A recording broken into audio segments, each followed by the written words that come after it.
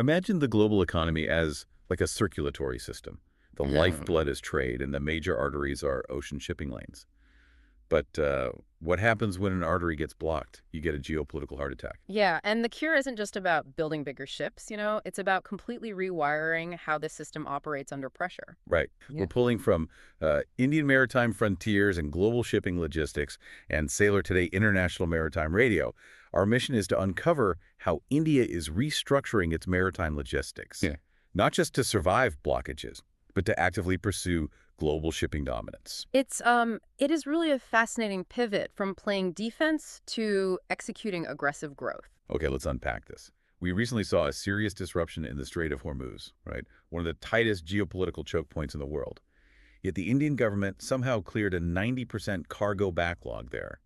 And the secret sauce was, well, strict cost transparency. Exactly, and we really need to understand why that works, because usually in a crisis, you get panic pricing. Companies hoard container space, which creates artificial scarcity. Oh, so it paralyzes the port. Right, it paralyzes everything. But by enforcing open books on shipping costs, they stop the price gouging. Cargo moved based on actual logistical priority, not speculation. So it's kind of like untangling a chaotic traffic jam on a dangerous highway, not by adding lanes, but by making everyone's GPS and toll receipts completely public so no one can cut the line. That is a great way to put it. And right amid that, the Jawaharlal Nehru Port Authority brought the first Indian-flagged LPG vessel safely through that exact strait. Mhm. I mean, LPG is liquefied petroleum gas, which is basically the critical heating and cooking fuel millions rely on. Securing that physical fuel flow is a massive victory. But the Sailor Today excerpt actually highlights something equally vital here, which is human resilience. Right. The seafarers themselves. Exactly. The Institute of Maritime Studies, GOA, just ran a workshop entirely on seafarer mental resilience. So they are training crews in emotional strength, mentorship, and empathy. Because you can reroute a ship, but if the crew cracks under the psychological stress of a conflict zone, well, the cargo just doesn't arrive. But here's where it gets really interesting. Huh? They aren't just managing crises anymore. They are scaling up. Hmm. The Samarthi Waya 2026 roadmap aims to make India a top 5 global shipbuilder by 2047. Which is huge. Right. Like, wait, how is that even possible when countries like China and South Korea already dominate the shipyards? It's definitely a steep climb, but they are laying the groundwork through targeted export wins that justify the shipbuilding in the first place. For instance, the new Mangalore Port Authority just revived dormant sugar exports. Oh, wow. Yeah, they sent out 25,000 metric tons on the vessel New Legacy. Plus, they are aggressively expanding their exclusive economic zone, the coastal waters where a country has sole legal rights to natural resources.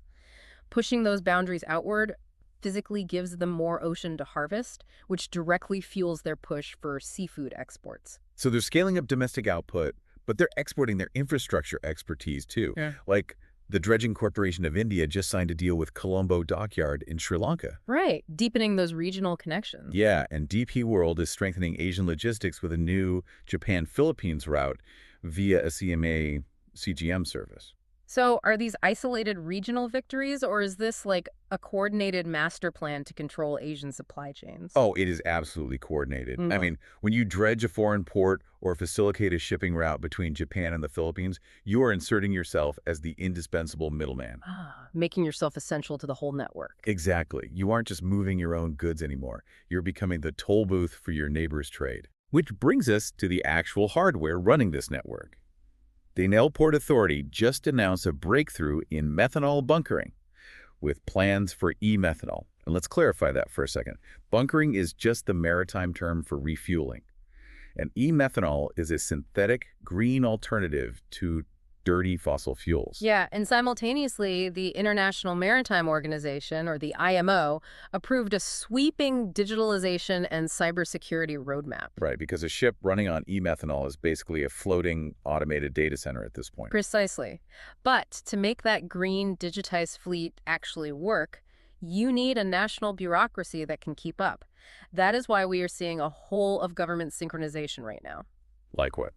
Well, the Bureau of Civil Aviation Security is partnering with Rashtriya Raksha University for an indigenous security testing center. Oh, that explains the recent government reshuffle, too. I was wondering Yeah. about that. Putting Tejir Singh into consumer affairs and Nivedita Shukla Verma into administrative reforms? It seemed a bit disjointed at first, didn't it? Yeah, it did. But it makes sense now. You need a streamlined administration to handle high-tech trade without it dying in red tape. Exactly. You cannot run a 21st century digital port with, like, 20th century paperwork.